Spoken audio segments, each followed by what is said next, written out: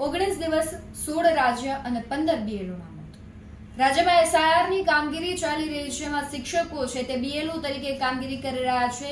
તેમાં માનસિક તણાવ અનુભવતા અને તંત્રનું જે પ્રેશર છે તેને લઈને શિક્ષકો છે મોતને વાલું કરી રહ્યા છે. ક્યાંક તેઓ એવું કહી રહ્યા છે, સુસાઇડ નોટમાં લખી રહ્યા છે કે અમારાથી આ કામગીરી થશે નહીં, તેને લઈને અમે મોત વાલું કર્યો છે. પરંતુ સવાલ એ થઈ રહ્યો છે કે જે પ્રમાણે શિક્ષકોને તંત્ર દ્વારા પ્રેશર આપવામાં આવી રહ્યું છે, બીજી તરફ રાજ્યમાં છે કાયદો અને વ્યવસ્થાની સ્થિતિ કથળી છે. શું ગુંડા તત્વોને આવું કોઈ પ્રકારનું પ્રેશર નથી આપવામાં આવતું? કેમ તેના ઉપર આવી કડક કાર્યવાહી નથી કરવામાં આવતી? કેમ તેને ધમકી નથી આપવામાં આવતી? અને જો આપવામાં આવે છે તો રાજ્યમાં ખાખીનું ખોફ કેમ નથી? ધીમે ધીમે જે પ્રમાણે દેશના અલગ અલગ રાજ્યોના જે આંકડાઓની વાત કરીએ તો ગુજરાત અને મધ્યપ્રદેશમાં 4, બંગાળમાં 3, રાજસ્થાન અને તમિલનાડુ અને કેરળમાં 1 બીએલઓના મોત થયા છે. ક્યાંક છે તેઓ માનસિક તણાવ અનુભવી રહ્યા છે.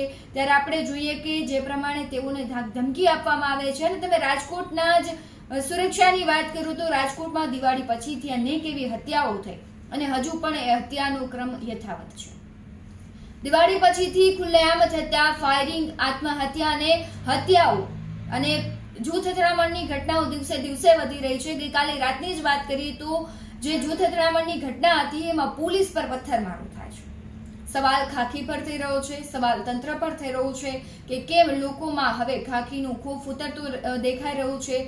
જરા પણ સામાજિક તત્વોને એવો ખોફ નથી કે પોલીસ કડક કાર્યવાહી કરશે અને તેનાથી ડરી અને તેઓ કહેવાય છે કે આવી અસામાજિક પ્રવૃત્તિઓ નથી કરતા. પરંતુ આમાં તો વધારો થઈ રહ્યો છે. ત્યારે એક આ ચિંતાજનક વિષય છે. અને બીજી બાજુ તમે જુઓ તો શિક્ષણની પરિસ્થિતિ એવી છે કે શિક્ષકો છે, વિદ્યાર્થીઓ નથી, વિદ્યાર્થીઓ અને શાળાઓ છે તો શિક્ષક નથી. અને હવે એ પરિસ્થિતિ સર્જાઈ છે કે વિદ્યાર્થીઓ છે, શાળા છે, વિદ્યાર્થીઓને ભણવું છે પરંતુ શિક્ષકો વ્યસ્ત છે.